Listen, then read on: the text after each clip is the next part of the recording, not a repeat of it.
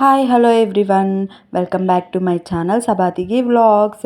ఈ వీడియో ఏంటి అంటే మిరియాల రసం ఎలా చేసుకోవాలో మీరు కూడా చూసేయండి.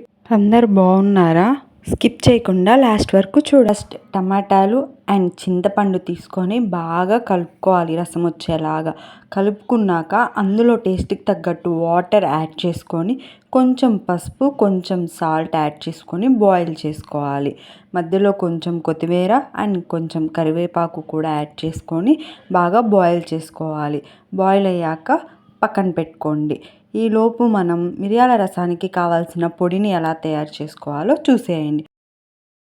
ఒక ప్యాన్ పెట్టుకొని అందులో 2 టేబుల్ స్పూన్ ధనియాలు, 1 టేబుల్ స్పూన్ కందిపప్పు, 1/2 టేబుల్ స్పూన్ మిరియాలు యాడ్ చేసుకొని ఫ్రై అవ్వండి.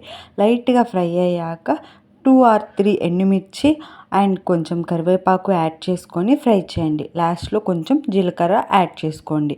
ఫ్రై అయ్యాక కొంచెం చల్లారాక మిక్సీలో వేసుకొని అందులో 2-3 వేరే కళాయి పెట్టుకొని అండ్ కొంచెం అల్లం యాడ్ చేసుకొని మెత్తగా గ్రైండ్ చేసి ఫ్రై చేసుకోండి. నెక్స్ట్ కొంచెం కరివేపాకు కూడా వేసుకొని ఫ్రై చేసుకోండి. ఫ్రై అయ్యాక మనం ముందుగా పొడి చేసి పెట్టుకున్న మిరియాల పొడిని యాడ్ చేసుకొని బాగా కలుపుకోవాలి. ఆ పొడి ఫ్రై అయ్యే వరకు ఫ్రై చేసుకొని నెక్స్ట్ ముందుగా కాగబెట్టుకున్న రసం కూడా ఇందులో యాడ్ చేసుకొని పెట్టుకోవాలన్నమాట. చింతపండు తొక్క అండ్ టమాటో తొక్కలు ఉంటే పక్కకు తీసేసి మిగతా రసం మొత్తం యాడ్ చేసుకొని బాయిల్ చేసుకోండి.